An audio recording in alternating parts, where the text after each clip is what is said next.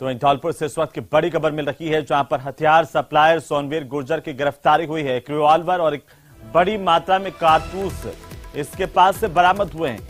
इनामी बदमाश चंद्रभान को हथियार सप्लाई किए थे इसने। डकैत केशव गुर्जर गिरोह का मुख्य सप्लायर बताया जाता है। सोनवीर लंबे समय से पुलिस को इसकी तलाश थी और अब इसे पकड़ लिया गया है। सिद्ध बाबा मंदिर के खटाने का पूरा के पास से इसकी गिरफ्तारी हुई है। सदर थाना बाड़ी पुलिस की तरफ से यह कार्रवाई की गई है। हथियार सप्लायर सोनवीर की गिरफ्तारी हुई है। जोधपुर से इस वक्त की बड़ी खबर मिल रही है, जहां पर वकील हत्याकांड में बड़ी अपडेट इस वक्त सामने आ रही है। आपको बता दें कि हत्या का एक और वीडियो सामने आया है, जहां पर इस वीडियो में वकील की दिन दहाड़े चाकू से गोद कर हत्या की गई थी। जोधपुर में इस घटना के बाद से सनसनी है। आपको बता दें कि एक और वीडियो सामने आया इस वारदात का। देखिए किस तरीके से दरिंदा सरेआम चाकू से गोद कर युवक को मौत के घाट उतार रहा है। नीली शर्ट पहने ये अपराधी कैमरे में कैद हुआ है। दिन दहाड़े वकील की चाकू से गोद कर सरेआम सड़क पर हत्या करने का यह पूरा मामला, इस पूरे हत्याकांड के बाद से ही सनसनी फैली हुई है। इस हत्याकांड का एक खौफनाक सीसीटीवी फुटेज सामने आया है। इन तस्वीरों को देखिए किस तरीके से जोधपुर में हत्यारों के हौसले बुलंद हैं। सरेआम हत्या की वारदात को अंजाम देने से नहीं चूक रहे। ये तस्वीरें इस बात की तस्दीक करती हैं।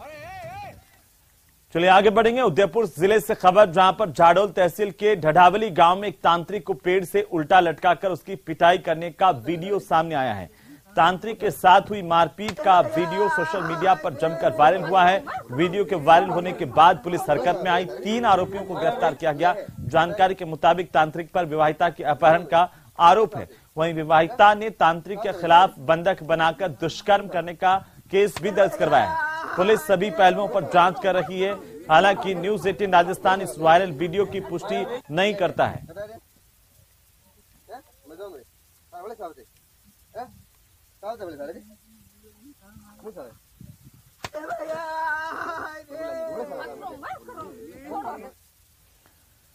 तो चलिए आगे बढ़ेंगे। हर घर तक पेयजल पहुंचाने के लिए केंद्र और राज्य सरकार जल जीवन मिशन योजना चला रही है, लेकिन राजसमंद जिले के चारभुजा थाना इलाके के नीमड़ी गांव में अतिक्रमणकारियों ने गांव के एकमात्र पेयजल स्रोत हैंडपंप और कुएं को मलबे से पाटकर दफन करने की कोशिश की है। तस्वीरें देखिए। इसकी जानकारी मिलते ही बड़ी संख्या में ग्रामीण मौके पर पहुंचे और रास्ता जाम करने की कोशिश की, लेकिन इसकी सूचना पर पहुंचे चारभुजा थाना अधिकारी भवानी शंकर ने मलबा हटाकर हैंडपंप को फिर से सुचारू करवाया।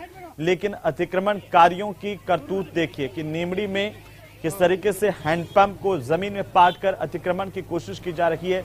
सरकारी भूमि पर भूमाफिया इस तरह से तमाम जगहों पर अतिक्रमण करते हुए नजर आते हैं। राजसमंद जिले की ये तस्वीरें हैं जो बताती हैं कि अतिक्रमण माफिया पूरी तरह से हावी है। और जैसे ही ग्रामीणों को इस बात की जानकारी लगी, ग्रामीण मौके पर बड़ी तादाद में पहुंचे, प्रदर्शन किया, तब जाकर के पुलिस की टीम ने मौके से वापस से अतिक्रमण को हटवाया है। नीमड़ी गांव में रहने वाले और 50 साल से यहाँ से ये मलबा डाला है 2 दिन में, और पीने का पानी सभी गांव वाला यहाँ से पीते हैं। और 2 दिन में बिल्कुल नहीं है पानी यहाँ पे, तैरा मरा यहाँ से ही भरते हम पानी। तो इस मिट्टी को हटाओ और भविष्य में भी ऐसा काम नहीं होना चाहिए और हेडपंप को चालू करो। ये मकसद के वहाँ एक दुकान और बन जाएगी ऐसा। आज सुबह हमारे थाने पे सूचना मिली कि नीमड़ी ग्राम पंचायत पे बस स्टैंड के पास में कुई और हेडपंप बना हुआ है, जिसमें किसी नारायण सिंह व्यक्ति ने जो है मिट्टी डाल के इसको जल स्रोत को अवरुद्ध कर दिया है।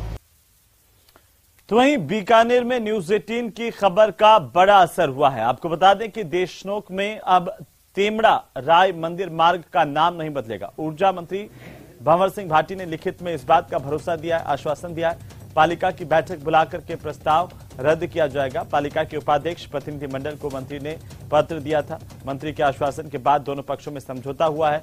प्रमुखता से खबर दिखाए जाने के बाद मंत्री ने संज्ञान लिया है। न्यूज 18 राजस्थान ने प्रमुखता से इस खबर को दिखाया था और इसके बाद हलचल हुई प्रशासन की तरफ से भी। और अब ऊर्जा मंत्री भंवर सिंह भाटी ने ये आश्वासन लिखित में दिया है कि इस मंदिर मार्ग का नाम नहीं बदला जाएगा।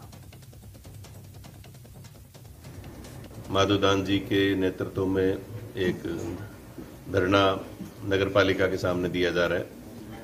उसमें मां तेमड़ा राय मंदिर की तरफ जाने वाला जो मार्ग है उसका नामकरण पूर्व में 2017 में मां तेमड़ा राय मार्ग के नाम से किया गया था और अभी कुछ समय पहले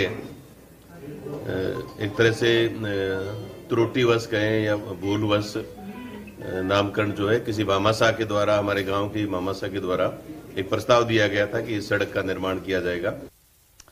तो वहीं भरतपुर हरियाणा मर्डर मिस्ट्री में अब नया मोड़ आ गया है। हत्याकांड के आरोपी श्रीकांत के घर दबिश देने गई पुलिस पर गंभीर आरोप लगे हैं। हालांकि श्रीकांत अभी भी फरार है। आरोपी श्रीकांत की मां ने जबरन घर में घुसकर पुलिस के साथ मारपीट करने के आरोप लगाए हैं। आरोप है कि 16 फरवरी की रात 30 से 40 पुलिसकर्मी उनके घर में जबरदस्ती घुसे और श्रीकांत की पत्नी के साथ मारपीट की, जिससे उसके घर में पल रहे बच्चे की मौत हो गई। आरोपी श्रीकांत के परिजनों ने नगीना थाने में पुलिस के खिलाफ मुकदमा दर्ज करवाया। तो वहीं आरोपी श्रीकांत अभी भी फरार चल रहा है। पुलिस अब एक्शन ले सकती है। इस पूरे मामले को लेकर के आरोप लगाए गए हैं पीड़ित परिवार की तरफ से, जिसमें कहा गया कि आरोपी को पकड़ने गई पुलिस ने उसके परिवार के लोगों के साथ अभद्रता की, मारपीट की। हमारे घर पर जी 30-40 लोग आए थे और फिर उन्होंने कुछ सिविल वर्दी में थे, कुछ ड्रेस में थे और उस पर राजस्थान पुलिस का लिखा हुआ था और उन्होंने आकर हमारे पूरे परिवार पर हमला कर दिया और मार पिटाई भी की है, जिससे हमारी दीदी के पेट में लग गई। उनका नाम कमलेश है और उनके पेट में बच्चा था, जिसकी वजह से उनमें हाथापाई होने से उनको दिक्कत बन गई। फिर उन्हें सुबह बच्चे की मौत हो गई, ऑपरेशन दौरान उन्हें लेके गए। हम रात्रि में अपने घर में सोए हुए थे, सभी घर के सदस्य। अचानक रात्रि में राजस्थान पुलिस आई और उन्होंने मेरे घर को चारों तरफ से घेर लिया। घेरने के बाद मेरे दोनों बच्चे थे जो अपने अपने कामों पर लगे हुए थे। एक बाहर नौकरी करता है और एक घर पर ही काम करता है। दोनों बच्चों को पुलिस उठा करके ले गई, मुझे भी ले जाने लगी। जैसे तैसे मेरी घरवाली ने जैसे तैसे करके मुझे बचा लिया। तो वहीं राज्य सरकार की ओर से किसानों की फसल खराबे को लेकर के मुआवजे को लेकर के निर्देश दिए जा चुके हैं, लेकिन राजधानी जयपुर में ही राजस्व विभाग के अधिकारी और कर्मचारियों की लापरवाही सामने आई है। हाल यह है कि अधिकांश ग्रामीण इलाकों में बिना मौका रिपोर्ट किए ही गिरदावरी रिपोर्ट पेश कर दी गई है, जिससे किसानों को परेशानी का सामना करना पड़ रहा है।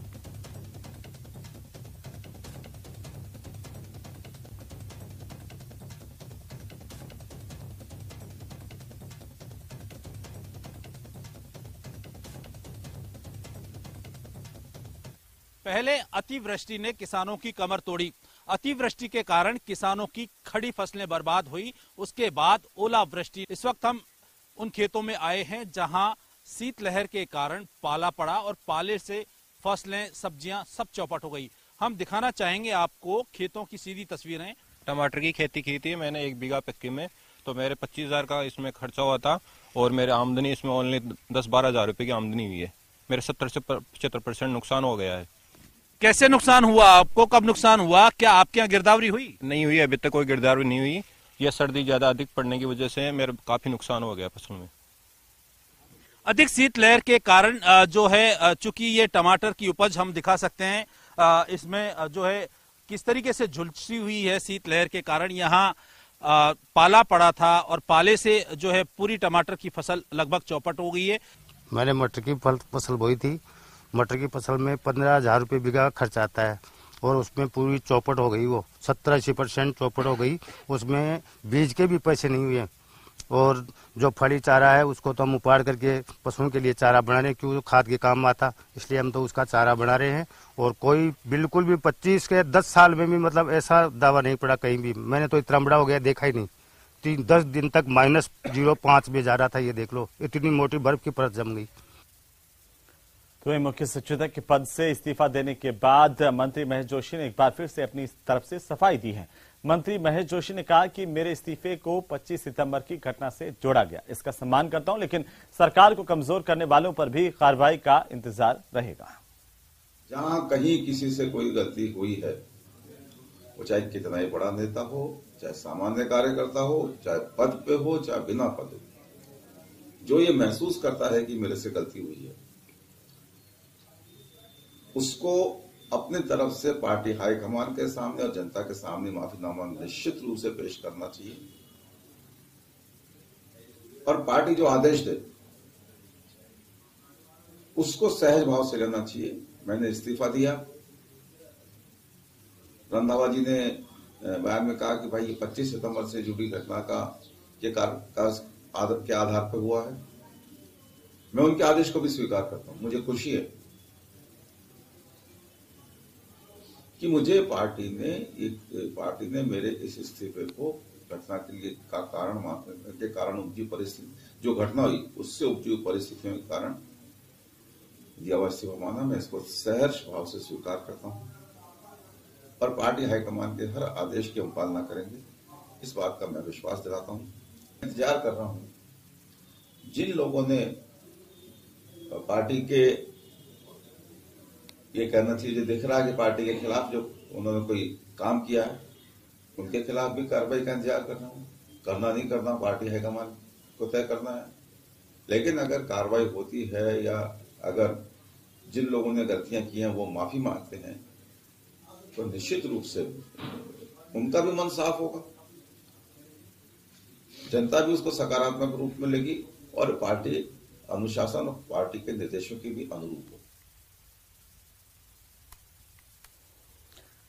तो वहीं कांग्रेस के भीतर इस इस्तीफे के बाद सियासत गर्मा गई है। विधायक दिव्या मदेरणा की ओर से ट्वीट करते हुए महेश जोशी पर निशाना साधा गया। 25 सितंबर को उन्होंने लिखा है कि 25 सितंबर को महेश जोशी जी ने मुख्य सचेतक के पद का गलत इस्तेमाल कर धारीवाल जी के घर समानांतर विधायक दल की बैठक के लिए फोन किए थे।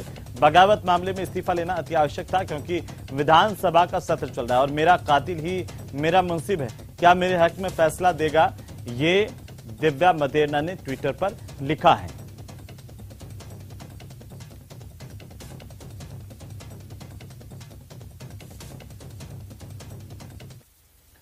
तो वहीं असम के राज्यपाल नियुक्त किए गए गुलाबचंद कटारिया 22 फरवरी को राज्यपाल पद की शपथ लेंगे। आपको बता दें कि असम के राज्यपाल पद की शपथ गुलाबचंद कटारिया 22 फरवरी को लेंगे। 21 फरवरी को 2 बजे कटारिया इसके लिए रवाना होंगे असम के लिए। असम सरकार के विशेष विमान से गुवाहाटी पहुंचेंगे। परिवारजनों के साथ कटारिया का गुवाहाटी पहुंचने का कार्यक्रम है और यहां से वे सीधे राजभवन जाएंगे। राजस्थान से करीब 250 लोग समारोह में आमंत्रित किए गए हैं जो पहुंचेंगे। गुलाबचंद कटारिया के साथ करीब 3 दर्जन बीजेपी के विधायक भी शपथ ग्रहण समारोह में शामिल होंगे।